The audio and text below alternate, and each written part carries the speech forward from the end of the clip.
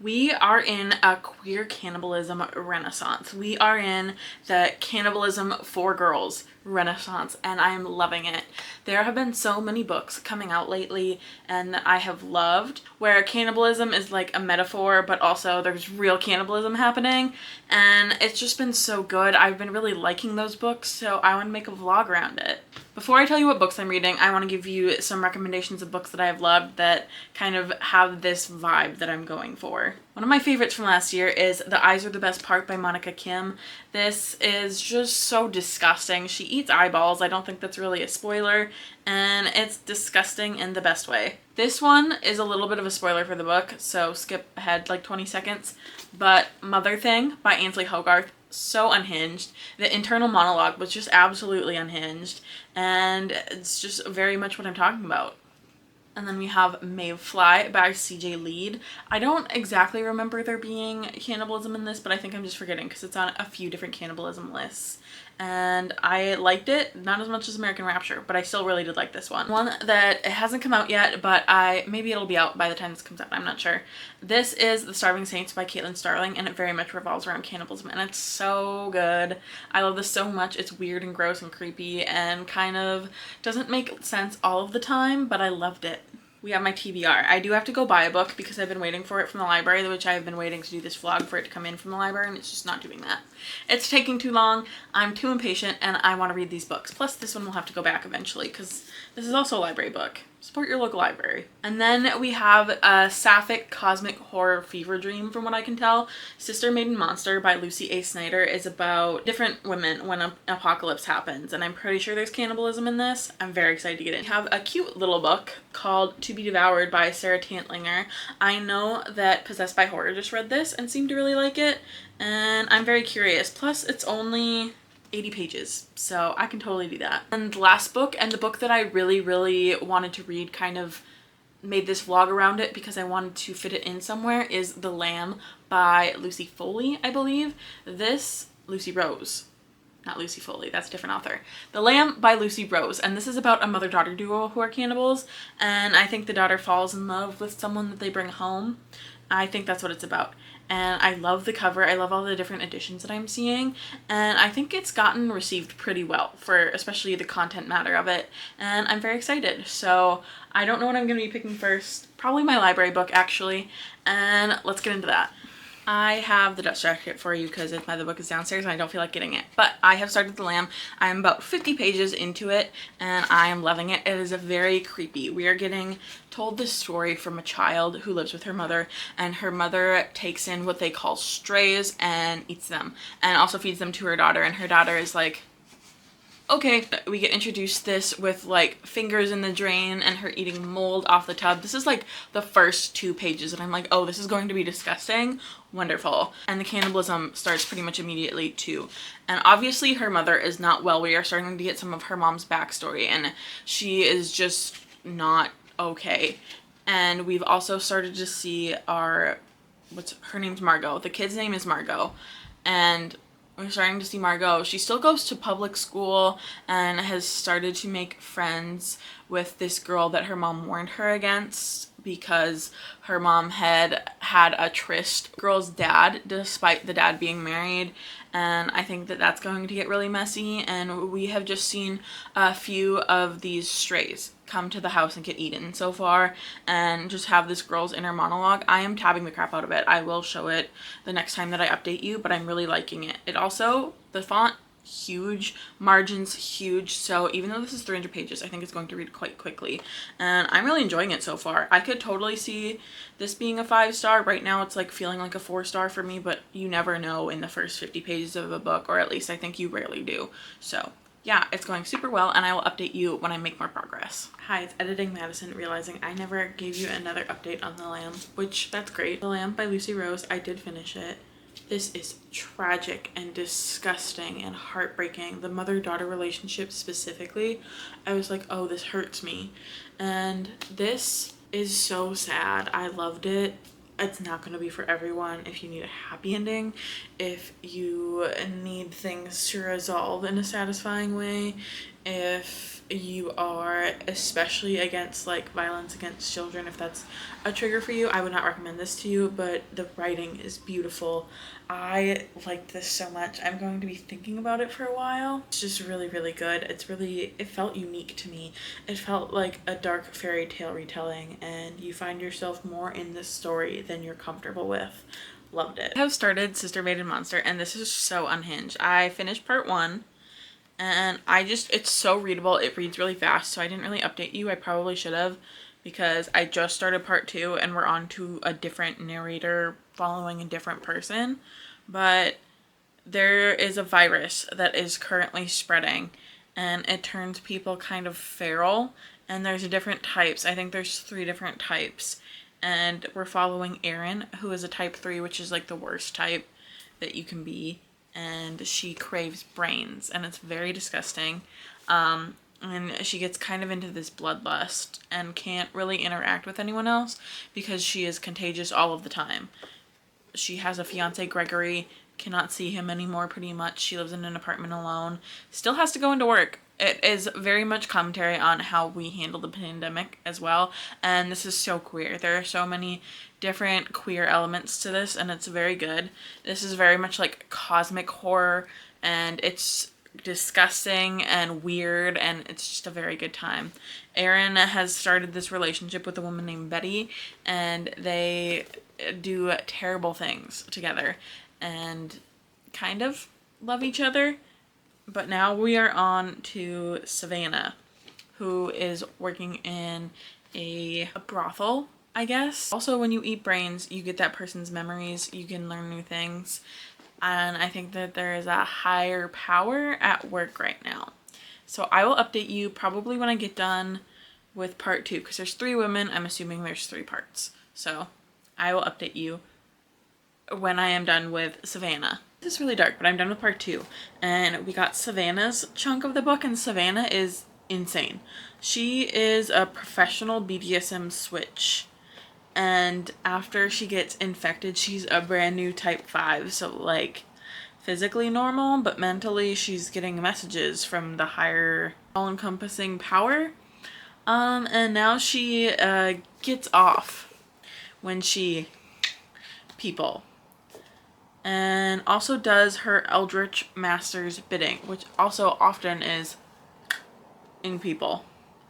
And she accidentally killed, kind of accidentally, kind of self-defense, kind of on purpose, killed Erin's ex-fiance. So, Gregory is dead. I didn't really have high hopes for Gregory in this, but he is no longer with us, and we are hurtling towards the end of the world, and it's just off the wall, unhinged, and the tone is very like irreverent, very light, and I'm having a great time. Also, it has been sunny in Portland, so I have my will to live again. Not my will to live, but like my will to be outside and be active, and that's been great. And I will update you when I'm done with this. This book was so incredibly for me. I think that lighter, irreverent tone where they're making jokes but also being absolutely abhorrently disgusting with the body horror, and they're both just kind of like on the same page. I love that. I thought this was so good. And I guess I never told you about Mariva. She's plagued with chronic tumors, but she gets infected by this illness that is happening throughout this book, and these tumors turn into these eldritch creatures that she just kind of like produces from her body, and she doesn't have any bodily autonomy anymore. She has to be producing these, and it's disgusting and upsetting. The book ends. It just ends. Like, I wanted more. I was ready for the next thing to happen. It just stops. And I would totally read a sequel. I don't know that Lucy Snyder has written anything else, but I need more. I need her to give me more. But I would totally recommend this. I thought it was really super solid, really fun, really disgusting, and it kind of reminded me a little bit of The Divine Flesh, just in the tone and like the graphic body horror nature and the lack of bodily autonomy, but also very different. This is significantly shorter and I think better plotted, but I had a great time, and I would definitely recommend it if you want something really, really weird.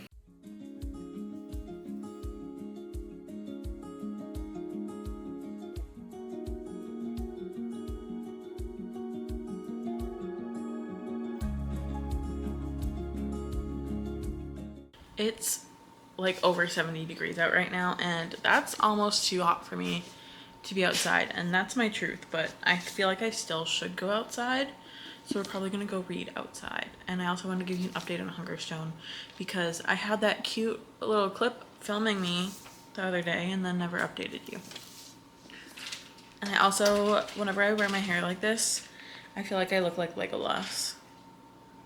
I don't even know what Legolas is from, but I have started Hungerstone by Kat Dunn. At this point, I'm like 100 pages into it, and we are following Lenore and Henry, and they're this rich couple married for gain on each other's parts, not for love like at all. And she's kind of wanting some intimacy from just somebody, preferably Henry, but somebody. And they move out to this country estate, and Lenore has all of these things to do to get the estate ready for this big party. But when they get there, they just absolutely cream some woman that's just hanging around outside, and Lenore takes her in so that they can nurse her back to health, essentially, for some reason, instead of just being like, oopsies, and sending her on her way. They want to like save face and remain where they're at societally, which seems exhausting, to be honest. And then our girl that they creamed is Carmilla. So this is a Carmilla retelling, which I have not read, but I think I kind of know the gist. And Lenore and Carmilla are definitely going to start something. And I'm excited for that. The gothic vibes are very much there. There's a couple mysteries that we've been teased with so far that I'm waiting to kind of figure out. It's really, really slow, which I'm not loving, but it's been okay so far. And like, it's been good enough for me to finish it, so that's great. Yeah, and I'm excited to see where this goes. Okay, I have both finished my yogurt bowl and finished Hungerstone. I think that the yogurt bowl paste texture was actually great for me because usually yogurt, the texture or something about it makes me gag, and I don't love that. So I'm giving that an 8 out of 10 for the yogurt bowl, which is pretty great for yogurt for me. And then Hungerstone, I'm giving, I think, like a 3.75 out of 5. And I just wish that it did not take its sweet, sweet time getting to where it was going. Because once it got there, I thought it was great. It was very much like a I Hate Men story. Very fun for me, personally. I think Victorian Psycho just does it a little bit better and a little more succinctly in a way that I appreciate. But I still enjoyed it enough to finish it. I thought it was good. It wasn't as sapphic or as cannibalistic as I was hoping for. We got just little tastes of cannibalism. Don't love the word choice, but I thought it was fine. I would probably read from the author again, but it's just like not something I'm excited about. I'll probably recommend it to people too, but like with the caveat of that it is so slow. But if you're into slow, that's great. I didn't mind the historical aspect of it. Usually I'm not a historical fiction person, but I thought it was alright. And now I'm going to move on to Be Devoured. It is 7:40, and I am hoping I can finish this tonight because it's a baby book. How many pages? It has this end paper on it that I don't know what that is. My brain is saying ham hock, but I don't even think I know what a ham hock is. Oh, there's a recipe in the back for a mocktail. And for the not mock version. That could have been the fun activity. Maybe that still could be the fun activity. I think I have green tea. What else do we need? Okay, I'm not going to buy edible glitter, but maybe we'll do this. Because it sounds pretty good. Here, I will show it to you in case you would also like to make it. Okay, now that I'm not sidetracked. This is 83 pages. I could read 83 pages in however much longer I stay up, probably. Also, I read every paperback book like this. Even if it's a thick one, I read them like magazines. And that's my truth. Okay. Am I gonna update you? Probably not. Probably not until the end. Because I feel like this is how soon I update you for a regular book, like 83 pages. I guess that's for me to figure out.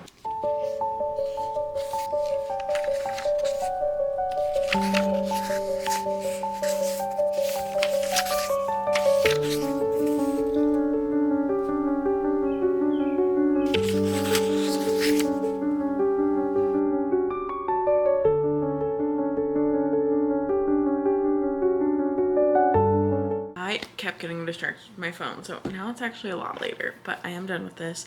This was by far the grossest and the saddest one that I've read so far.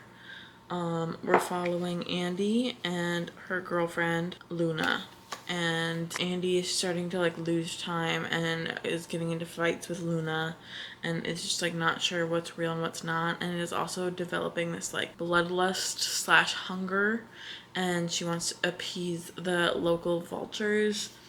It's very sad, and it's like very graphic. I guess I liked it. I would totally watch this as like an episode of a TV show or a movie or something.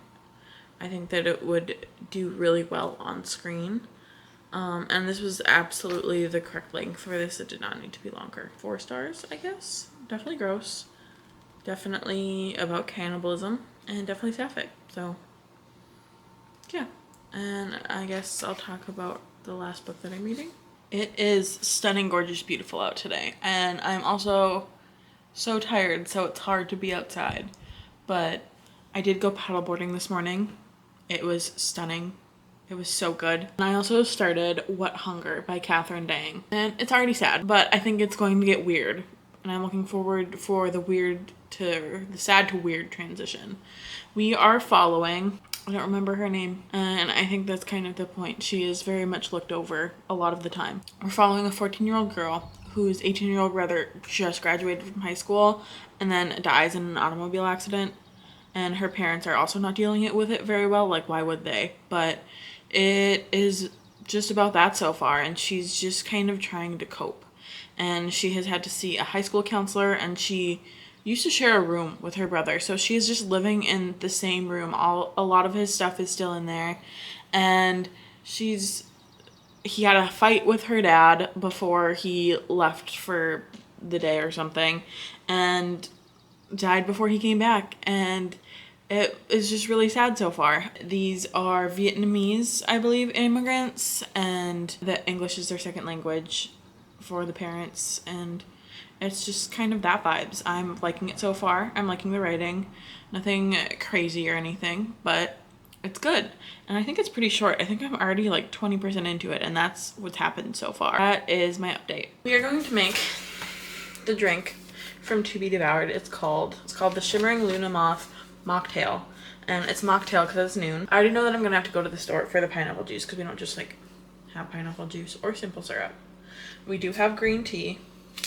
We have Winco store brand green tea. We have lemon juice straight from the tub. Big K lemon lime soda. So it says that you should brew the green tea and then let the tea cool, so I'm gonna do that. Go to the store, and then we'll make our beverage. It's so exciting.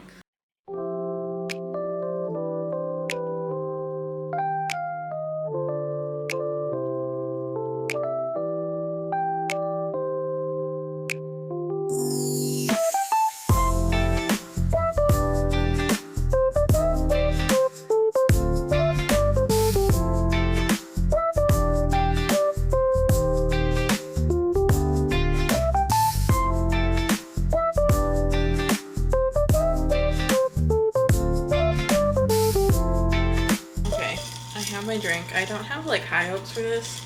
It didn't sound good when I read it, but we needed an activity, so